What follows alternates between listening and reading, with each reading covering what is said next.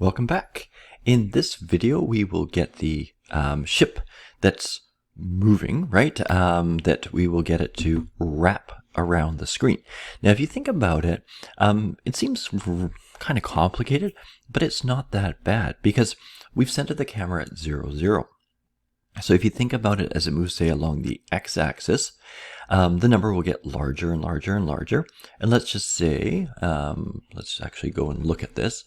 So there's our move. If we move it right off to the edge here, so we can see that it's about minus what? Close to minus 7, 6.7, 6.8, somewhere in there, it disappears.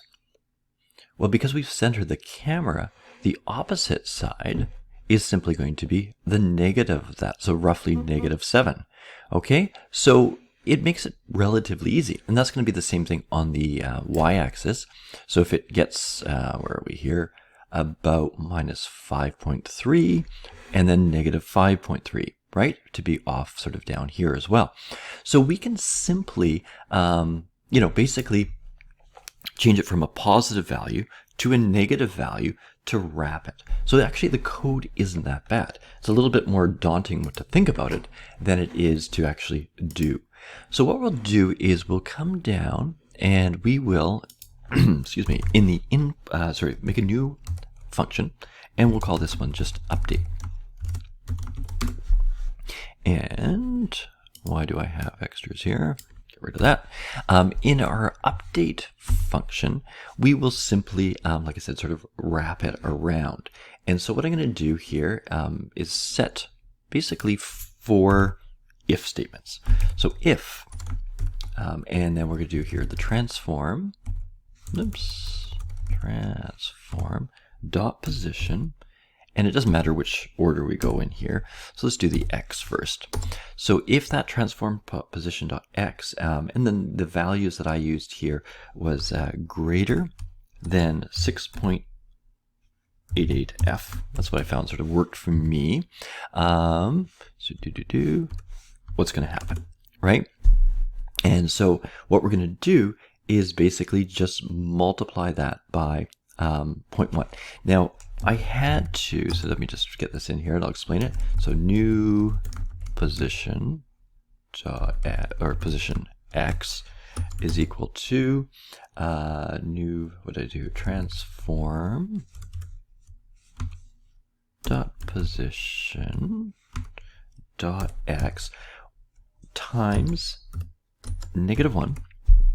And then I found, so because I was having a little bit of a situation where it was, I guess going, sort of snapping back and forth because you were putting it in sort of the same position on the other side. So it kept sort of, oscillating back and forth. So what I had to do here was just add a little bit of a buffer here, just to make sure that it didn't, like I said, sort of go back and forth between those positions. So that's what that 0.1f is there. And that's just sort of make sure that it's not going back and forth between being, on the negative side and on the positive side. And then so once I've done that, I had to set up the transform.position. And so basically this will be a new vector2, and it's going to be the new position x, and then on the y, we just keep its previous y version. So transform dot position dot y.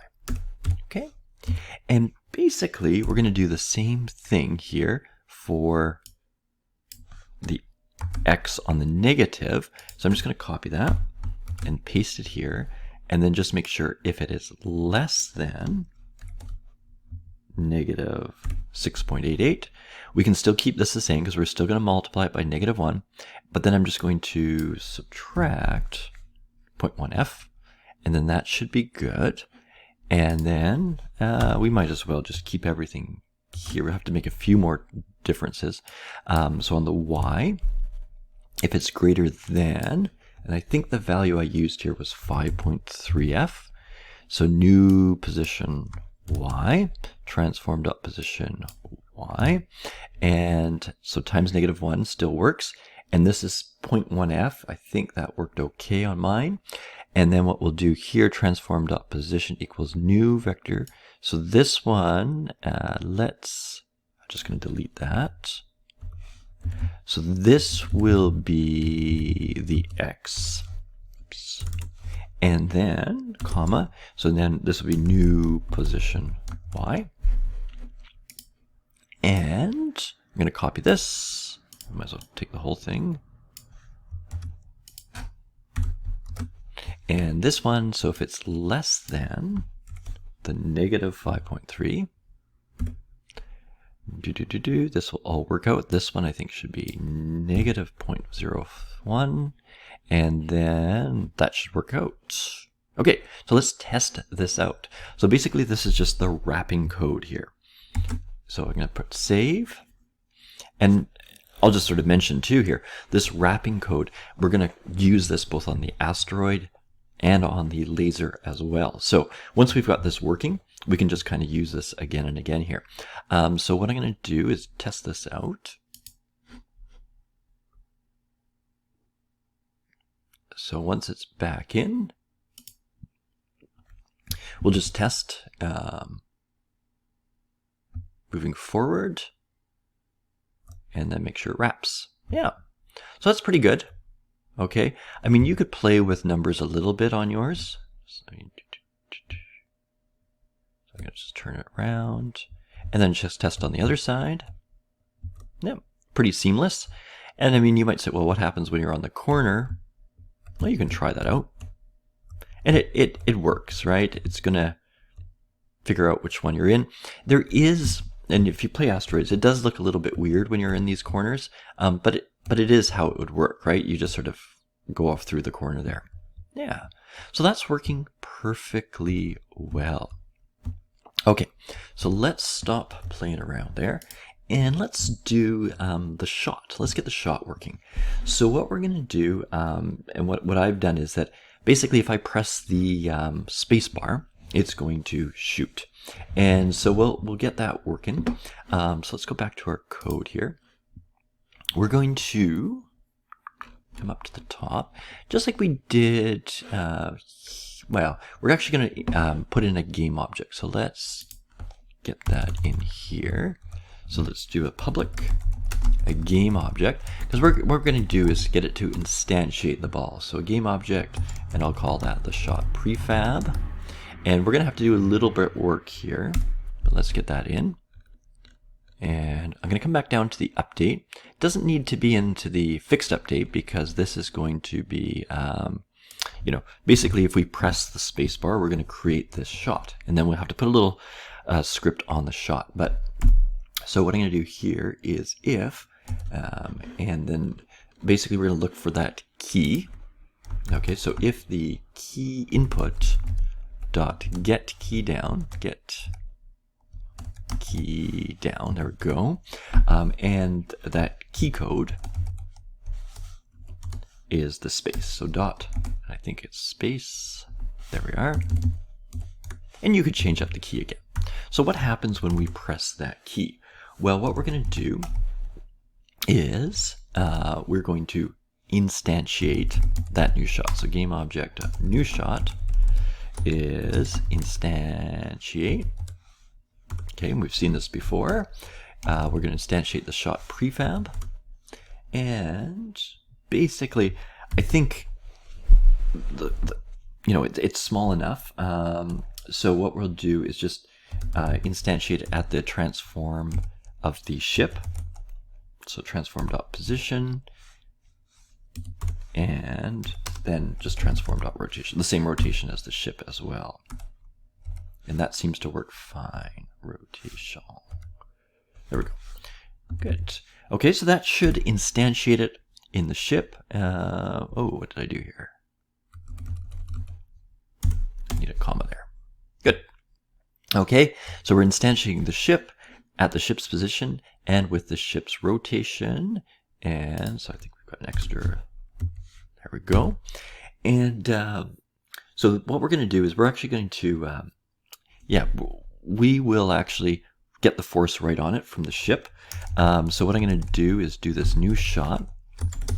Dot get component. And we will get its rigid body. We haven't actually created this yet, but we will. And what we'll do is we'll also add a relative force to this one. And vector, so again, forward, so vector 2 dot up. And we'll times it by the bullet force. And we actually haven't created that yet, so we'll do that in a second. Froche force, there we go. Okay, so that will give us an error. So that's okay, let's create that right away. So I'm gonna ask for suggestions. There we go.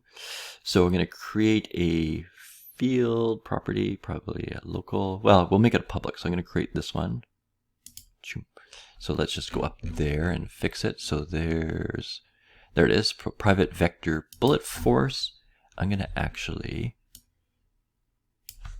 put it right beside here because that's the shot. Oops. There we go. Control X, Control V. There we go.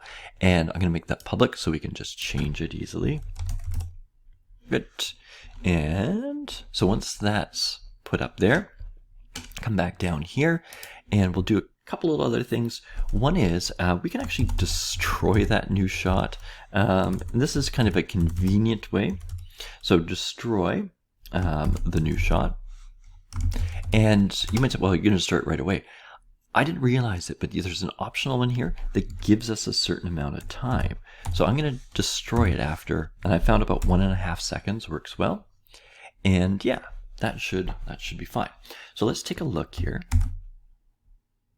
Saved it. There's a couple things that we need to do. Let me just make sure our timing is okay. We should be able to get this in. So go back. We do have a shot right here, okay, as a object. So I'm just going to drag it in. Obviously, it's way too big. I think 0.1 I used. And you can play around with that after. And we can add a rigid body. There's our rigid body. Turn off gravity as per usual. And I think that's all we need on it. So we're going to make that into a prefab. So let's go back into our assets here. Let's create a folder for our prefabs because we'll need those for the asteroids at some point. And I'm just going to drag that shot into my prefabs. Perfect. And I can actually delete the shot from here. And if I go back to my ship, I should have a spot for my shot prefab. Put that in. There it is. And hit play. And then just test it out. So I'm going to zoom out a little bit here because we don't have it wrapping yet. That's one thing we do have to put on it. So just so I can sort of see the camera.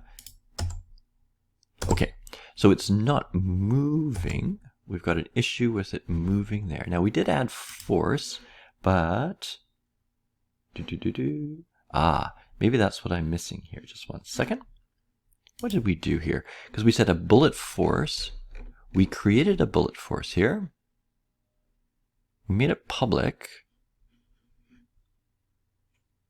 Oh, a vector 2. I think that's the problem. We just want that to be a float. There we go. Okay. There. So make sure that that's a float. So now when I look here, this should not be a vector 2. It should be a float. There we go. And again, maybe 50 will work because 50 seemed to be working before. Let's try that out. Maybe a little faster. Okay. And it's dying reasonably well. Let's just see, 100. And again, this is something you can play around with. Not bad. And you will see that it does destroy. Okay. I think it could be a little bit faster, but that's good for here. Good. So we'll end this video. Next video, we'll have our shot working a little bit better. We'll put some sounds in, and then maybe we'll start messing around with the asteroids.